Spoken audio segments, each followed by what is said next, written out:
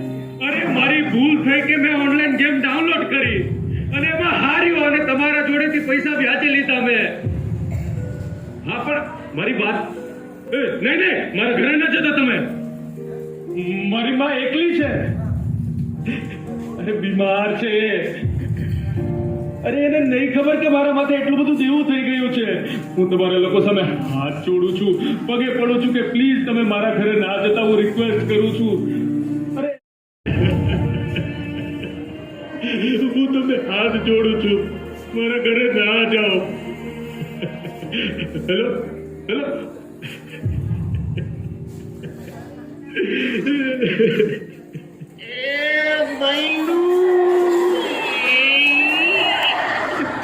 શું થયું? મારા એક મિત્રએ મને ઓનલાઈન ગેમના રવાડે ચડાયો.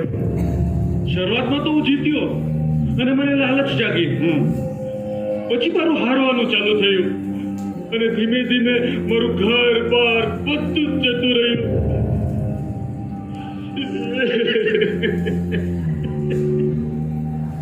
સાચી વાત છે.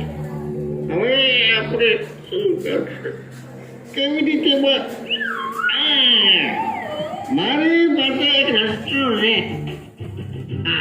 જેનાથી આપણે બંને આ બધી પરેશાનીમાંથી છૂટી જઈશું. કયો રસ્તો છે તારી પાસે? બોલ ને યાર.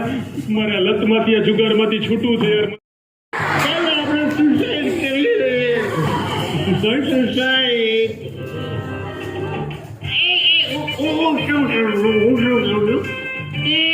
સુસાઇડ કરતા પહેલા થોડુંક મજા આવશે. અરે હું દારૂ નથી પીતો. અરે તો તું સોડા પીજે. પછી સુસાઇડ કરશું. ચાલ આપણે જઈએ. ચાલ. જોયું ને તમે? આ બંનેને નશાની લત લાગવાનું એક જ કારણ હતું, સંગત. આપણે ગુજરાતીમાં પેલી કહેવત છે ને, જેવી સંગત તેવી રંગત. ભાઈબંધ તો એવો હોવો જોઈએ કે જે જીવન સુધારે. ઊંધા રવાડે ચડાવે એને મિત્ર ન કહેવાય. સાચો મિત્ર તો એ જ હોય જે જરૂર પડે મદદ કરે, જે હંમેશા મુશ્કેલ અને ખરાબ પરિસ્થિતિઓમાંથી બહાર આવવામાં મદદ કરે. સાચા મિત્રો તો એ છે જે તમારું ભવિષ્ય ઉજળું કરે. તમાકુની પડીકી, સિગરેટના બોક્સ અને દારૂની બોટલ પર લખેલું હોય છે ઇન્જુરિયસ ટુ હેલ્થ અને ભવિષ્ય ઉજ્જવળ બનાવો.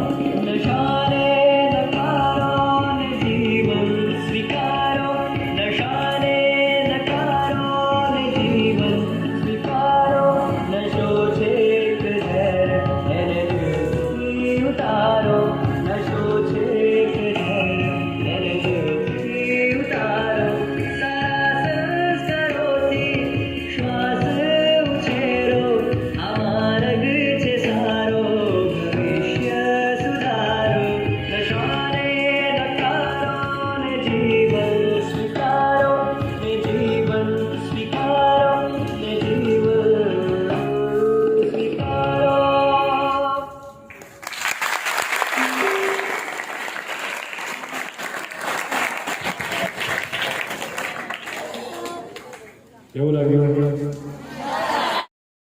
અને મોઢું જોડે તમને ખબર પડી જશે કે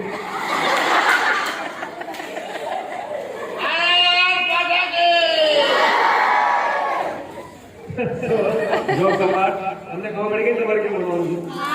વેરી ગુડ. કારણ કે આપણે જીવનમાં એક જ વસ્તુ યાદ રાખવાની છે, કરે જો વ્યસન તો જીવન બરબાદ. બરબાદ જીવનમાં શું આબાદ છે? આબાદ રહેવા સંકલ્પ જરૂરી છે. વ્યસન મુક્તિનો મંત્ર જરૂરી છે. મંત્ર છે નશાને નકારો, જીવનને સ્વીકારો. Very good. એક વખત એમાં પણ બધા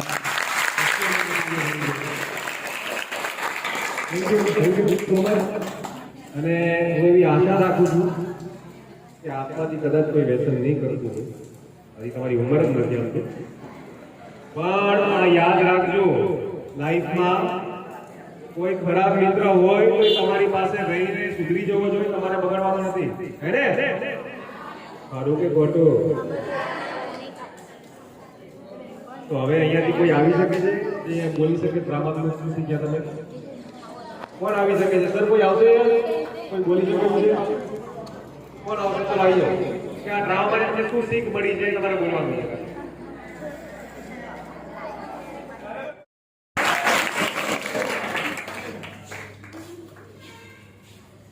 આપણું જીવન આપણે કઈ રીતે જીવવું એ આપણે સ્વીકારવાનું છે. એટલે આપણે આપણા મિત્રો શું ગ્રહણ કરવું એ આપણામાં રહેલું છે. કોઈ વ્યક્તિ ત્યારે જ સુધરી શકે છે ખરાબ કાર્યમાંથી જ્યારે એને સુધરવું હોય ત્યાં તો જ. મનથી મક્કમ હોવો જોઈએ વ્યક્તિ.